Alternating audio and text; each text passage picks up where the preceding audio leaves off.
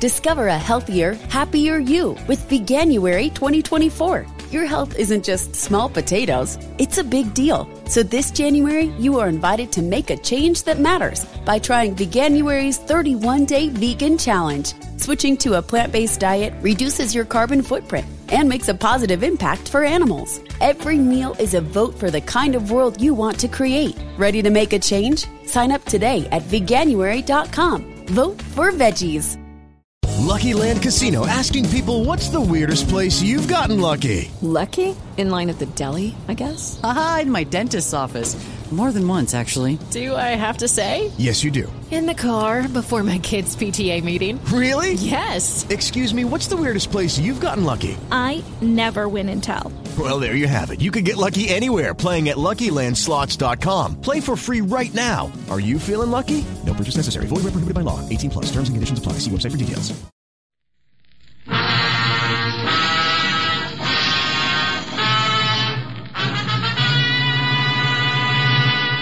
The room was dark except for a ray of moonlight coming through the window. I started reaching around for the light switch. Then I saw something glinting in the air. It was a knife blade, and it was headed straight for my throat.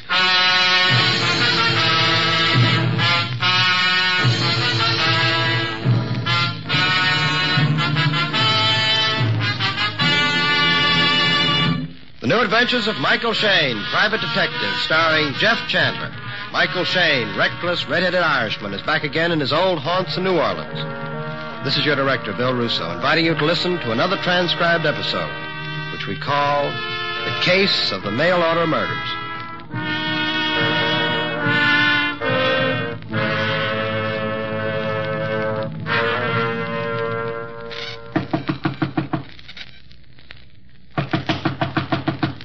Who is it?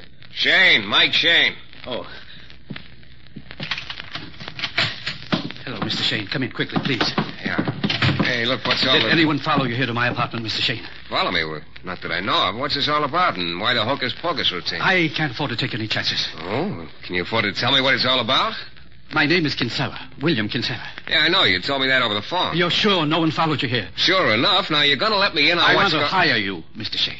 Well, that's the first thing you've said that makes sense. What do you want me to do? Protect me. Oh, from what? I don't know. You don't know? Now, let's not start the double talk again. Please, Mr. Shayne. Well, to tell the truth, I'm afraid. I'm afraid. Yeah, I can see that, but what of? I tell you, I don't know. Sure, it sounds insane, but here, Mr. Shayne, I received this through the mail this afternoon. Yeah, 4 names at the top of the page. Yes. William Kinsella, Ellen Dad, Joshua Jaffet, and Tom Swigert. Yes. Now, read what's written underneath the names, Mr. Shayne. Those who have sinned will be punished. It may come swiftly or slowly or by an unknown hand, but punishment is inevitable, and the punishment is death. Yes. Yes, you see now why I'm terrified. It's a death note, Mr. Shayne. A death note. And my name is at the top of the list. In a moment, we'll return to the new adventures of Michael Shayne and the case of the mail order murders.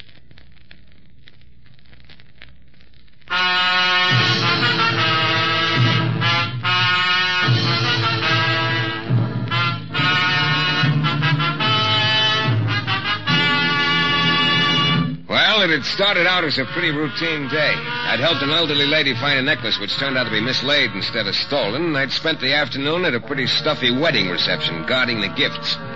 But then in the evening, a jittery little guy named Kinsella called me over to his apartment and showed me a death note he'd just gotten, listing his name with 3 others.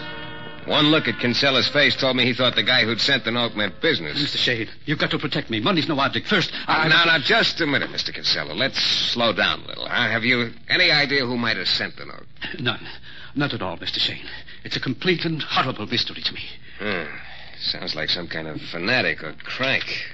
Those who have sinned will be punished. Yes, it does sound like some sort of fanatic, but who? Is this the first note you've gotten? No, there have been others, but I never paid much attention before because the notes were vague.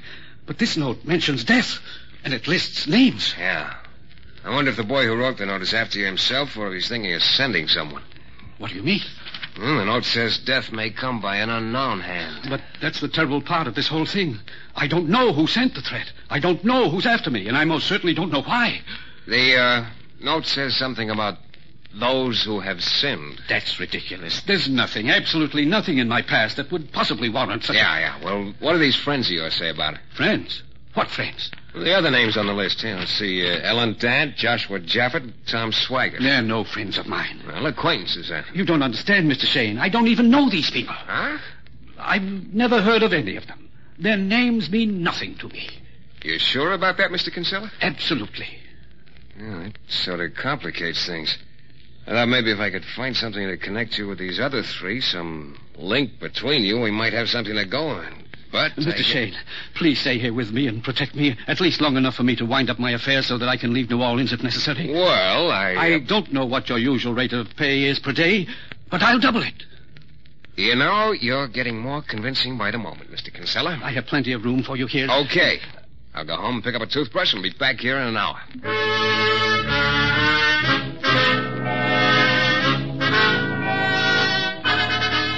I went outside and down the street. I was thinking about how terrified Kinsella seemed to be about the whole thing. I was wondering if maybe he knew a little more about why someone wanted to kill him than he'd told me. And then about half a block away from Kinsella's apartment, I spotted what was undoubtedly one of the last of its kind in existence. An organ grinder man. He was a stocky, barrel-chested gent. The hand organ he was cranking sounded as if it was protesting against overwork. On his shoulder perched a little monkey dressed in a red corduroy suit and a green hat with a feather. The whole sight took me back about 20 years. So I fished around in my pocket for a coin and waited for him. Hello. Sorry, I didn't mean to scare you. Well, I guess you didn't see me. Sort of a dark night. Yes, a dark night. Oh, yeah. You know, I haven't seen an organ grinder since I was a kid, practically. So? It's not many of us left now. No, I guess not. You're working kind of late tonight, huh? Night, day, makes no difference. Yeah, I guess you're right. Hey, it's some monkey you got there. It's a fine monkey, Pepe. You want to see Pepe do dance? No, I'm afraid I haven't the time. Name is Demetrius. Demetrius. Some other time. Huh? Here's a little something. You throw to Pepe, he catch. Okay. Hey, he could play shortstop on a few teams I know of. Where'd you get Must go now. Thanks, mister. Good night.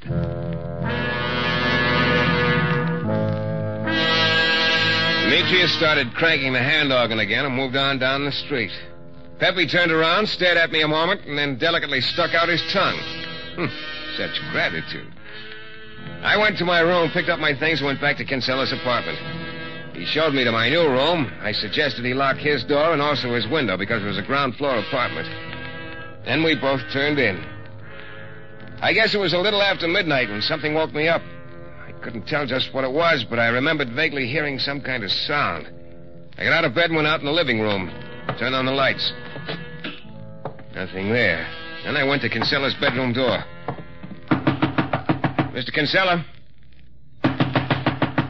Mr. Kinsella? Hey, Kinsella! Huh? What is it? It's Shayne. Open the door. What's the matter, Shayne? You had me worried for a minute. I guess I was sound asleep. What is it? Something woke me up. A slight noise. I thought I'd better check to make sure you're okay. Oh, yes, I'm all right. Matter of fact, I was having a very pleasant dream. I could hear some sort of strange music. Seemed like it was right under my window. Music? Yes, like a calliope. I could hear... A calliope? Oh, sort of. Hey, wait a minute. Could it have been a hand organ? Why, yes, that's what it was. I dreamt I... Maybe the music wasn't a dream. Demetrius really does work late. Huh? What are you talking about? Skip it. Well, let's turn in again.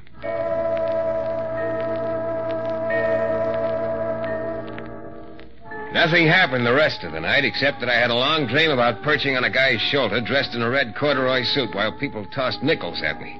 Well, it might be an easier way to make a living at that. The next morning, bright and early, I told Kinsella to lock himself in for the day. Then I went down to police headquarters and in the door marked homicide. Hello, Shayne. Good morning, Inspector. How's the mastermind of the Homicide Bureau these days? Thanks. You looking for a job, Shayne, or you want to borrow some dough? No. As you sometimes say, Lefevre, wrong twice. I already have a job. Matter of fact, that's what I came down to talk to you about. I'm all... Ears. I know. Talk, funny man. I've been hired by a guy named Kinsella who received what looks like a crank note. He was taking the whole thing very seriously. So? So the note has 4 names on it, Kinsella. Ellen Dant, Joshua Jaffet, and Tom Swigert. May not be anything to it, but I just thought I'd drop in and let you know. Let's have it again. Have what again? The list. William Kinsella, Ellen Dant, Joshua Jaffet, and Tom Swigert. Yeah. Why, do you know any of them? How about Ellen Dant? Kinsella said her name meant nothing to him. Or me. How about Joshua Jaffet? Mm-mm. And I've never heard of your client, Kinsella. Only one we have a line on is this Tom Swigert. Swigert's his last name on the list. What about him? Shayne, did you ever hear of the Gouge killing a couple of years back? The Gouge killing? No. What was that? Well, there was a rich old gent named Daniel Gouge. He used to live on the island of Capri in the Mediterranean. One day he turned up dead with quite a few thousand of his dollars missing. This guy, Tom Swigert, was on the island at the time. He was questioned about the killing, but he was released later for lack of evidence. Do you think this note Kinsella got has anything to do with the Gouge killing? I don't know, yet. Do you suppose maybe there's some connection between Swigert and the rest of the names on the list, then? That'd be a guess, Shayne, and right now I'm not in a guessing mood. Of course, the whole thing could be some crackpot's idea of a joke. It might. You don't think so, huh? Nope. Hey, incidentally, how come this Tom Swigert's the only guy on the list you know anything about? Are you a friend of yours or something? Not exactly a friend. Right now, he's sort of a special project of mine. What do you mean? We found Swigert down near the waterfront last night. Had a knife in his back. Very dead.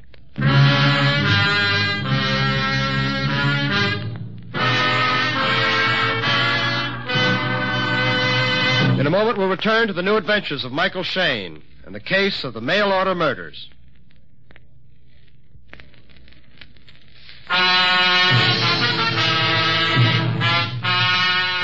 It all started when a guy named Kinsella hired me to protect him from an unknown killer who'd sent him a death threat.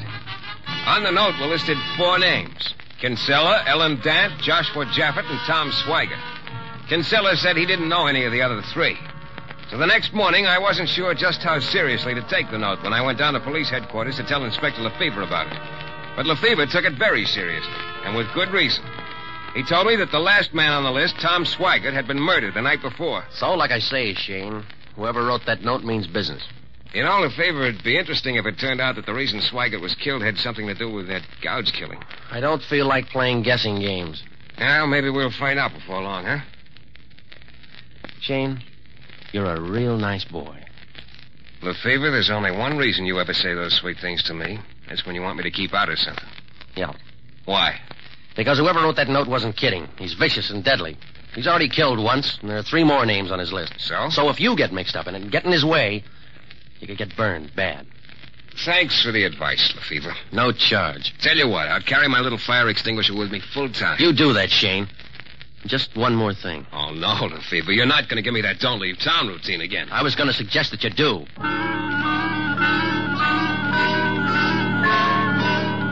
That evening, I decided to pay a call on Ellen Dant, whose name was right under Kinsella's on the death list. I looked up her address and went over.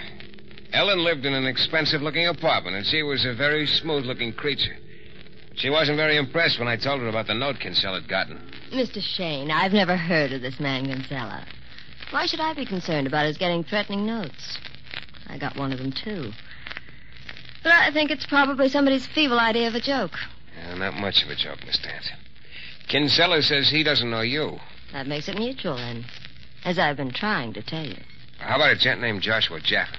I'm afraid I don't know him either. Or Tom Swigert? Really, Mr. Shayne? That's just as well you didn't know Swigert, I guess. He got himself killed last night. Oh? But that doesn't concern you. No, it doesn't. Now, if you'll excuse me. Sure, just one more thing, Miss Dant. Ever happen to hear of a rich old guy named Daniel Gouge? Gouge? Yeah, I used to live on the island of Capri. Really, Mr. Shayne? Running around asking people about names they've never heard of before. Haven't you anything better to do? Not right now, Ellen, but maybe I'll think of something. See you around.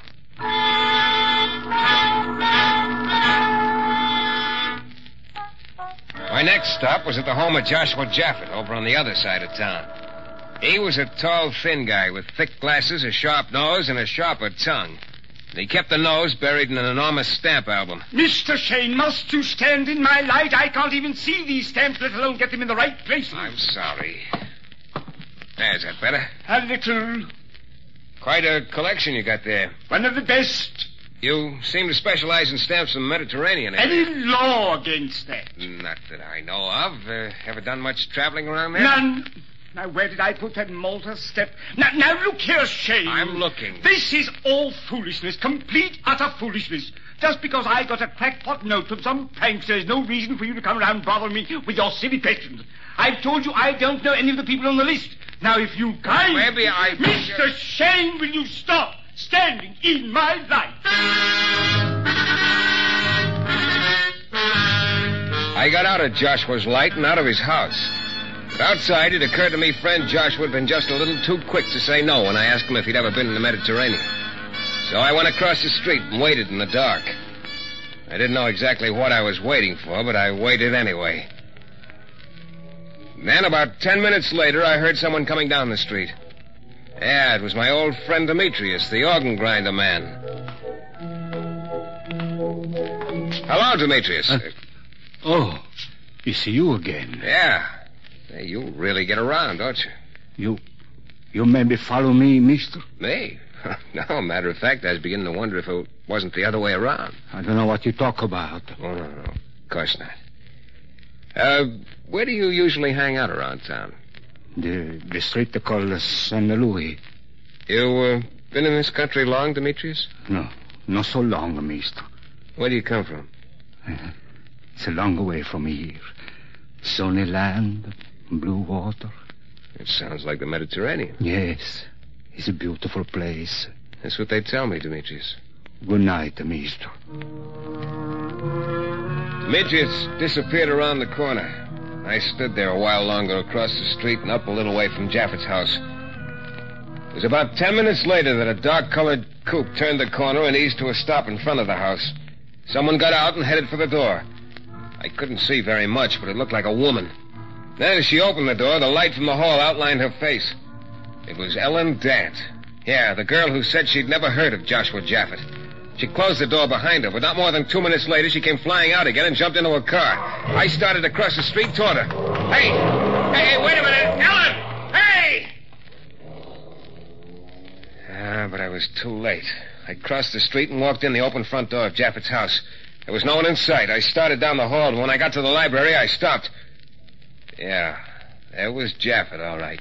Sitting at his desk, his nose still buried in the stamp album. And like Tom Swigert, he had a knife in his back. And also like Swigert, Jaffett was dead. I stood there a minute or two looking at the charming sight in front of me, and then I went over and picked up a telephone. Calling me, Shayne? Lefevre. Looks like the boy we're after is quite a knife artist, huh? Yeah, but I'm not so sure he's a boy. You know, the more I think about it, Lefevre, the more it looks like these killings are tied up with the one over in Capri 2 years ago. Mm-hmm.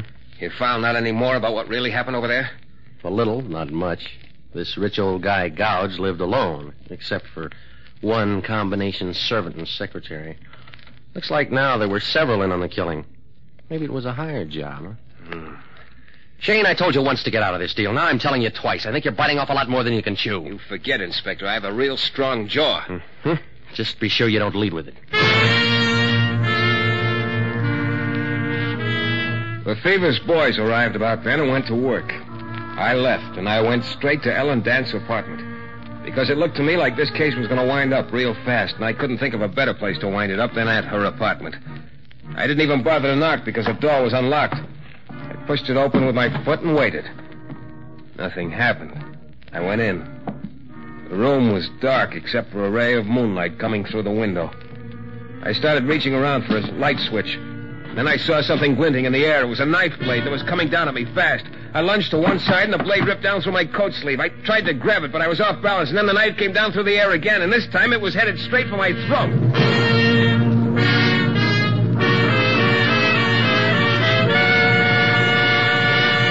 We'll be back in a moment with a thrilling climax to tonight's Michael Shayne adventure.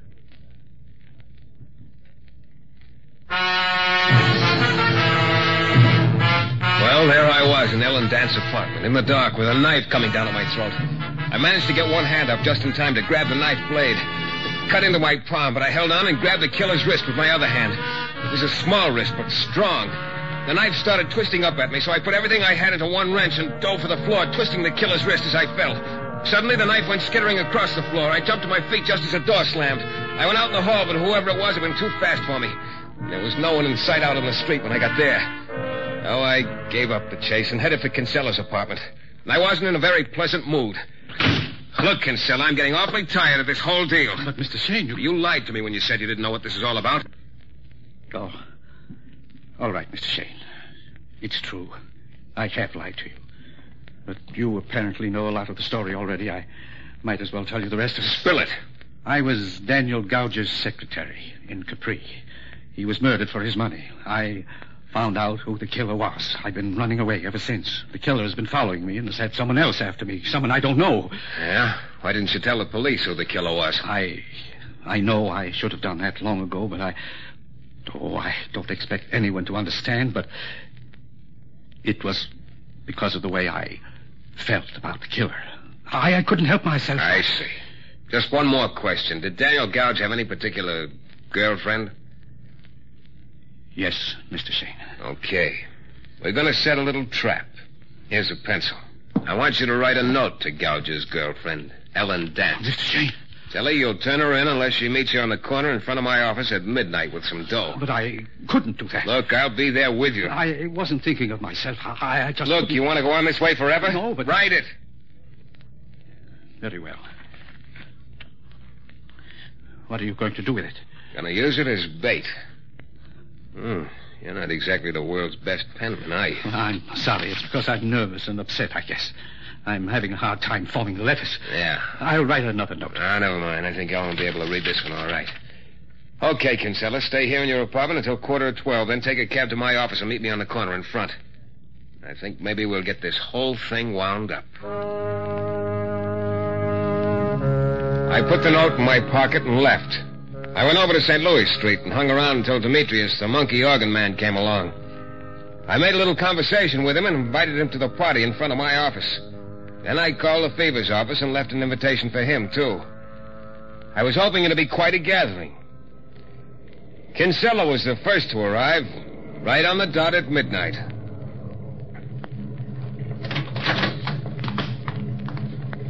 Mr. Shayne. Yeah, you're right on time, Kinsella. Yes, I've been riding around in the cab for a few minutes, waiting until 12. Has she shown up? Not yet. We'll just stand here in the shadows and wait. Mr. Shayne, would it be all right if I sort of kept out of sight when she comes? I just would rather not see her after all what's happened and, well, because of the way I feel about her. Yeah, I think that'd be okay, Kinsella. I'd appreciate it very much. It isn't easy for me to do this. Mr. Shayne, someone's coming. Relax, it isn't Ellen. Shayne? Hello, Lefevre. I got your message. Now, what's this all about? Just giving a little party, Lefevre. I knew you'd never forgive yourself if you missed it. Mr. Shayne, who's this? Lefevre, a friend of mine. Lefevre, this is Mr. Kinsella, my client. Hello? I'm afraid I don't understand this, Mr. Shayne. I thought just you and I were to be... Wait a minute. Yeah, here he comes. Here who comes? The guest of honor. Guy named Demetrius. Why, it's an organ grinder. Mm-hmm. Mr. Shayne, do you think that he is working for Ellen? Well, we'll soon find out. Hello, Demetrius. Hello, mister. This supposed to be the floor show, Shayne? You never can tell, Lefevre. Mr. Shayne, will you kindly explain what this is... Mister. What's the matter, Demetrius? Who is this man with you? Well, he's my client, Mr. Kinsella. Why? He's the one, mister. He's the one. Huh? Yes, he's the one I saw leave his apartment the night the first man was killed. Yes, this Kinsella. Let's have that again. Why, the man's insane. Yes, I saw him. And then when the second man was killed, I was near his house. I looked through the window. I saw this Kinsella stab him to death. I tell you, he's crazy. And then tonight, when you were at the woman's apartment, mister, this Kinsella was there too. He attacked you. Kinsella's got a gun. I see it, Lefevre. I see it. Oh. Well, I think that'll keep our friend Kinsella on ice until your voice and caught him away, Lefevre. Yeah. So Kinsella was the knife artist, huh? Sure looks that way.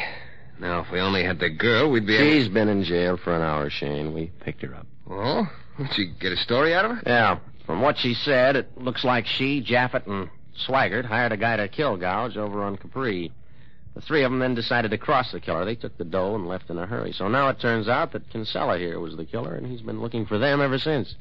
That sounds logical. He put his own name on top of the death list to take suspicion off of him. Well, all I can say is you're longer on luck than you're on brain, Shayne. Oh? Arranging this little trap to pick up the wrong girl. Plenty lucky for you this guy Demetrius spilled what he'd seen and broke the case for you. I guess you're right, Lefevre. Yeah, maybe next time you'll remember to keep out of these things. I'll try to, sir. Mister. Oh, yeah, Demetrius. I'd almost forgotten you were here. Thanks. Thanks a lot for all your help. That's all right, mister. Here's a little something for your trouble. No, over here. Thank you, mister. Thank you.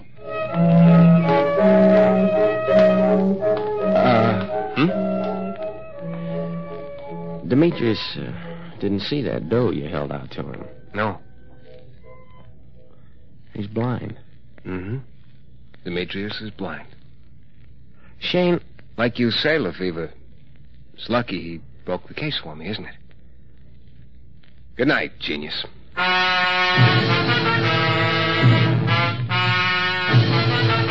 This is your director, Bill Russo, again. Our story is based on characters created by Brett Halliday and written by Bob Wright. The music is composed and conducted by John Duffy, and Michael Shayne is portrayed by Jeff Chandler. The New Adventures of Michael Shayne is a Don W. Sharp production, transcribed in Hollywood and distributed exclusively by the Broadcasters Guild. Next week, you'll hear Michael Shayne in another thrilling adventure from mysterious and colorful New Orleans.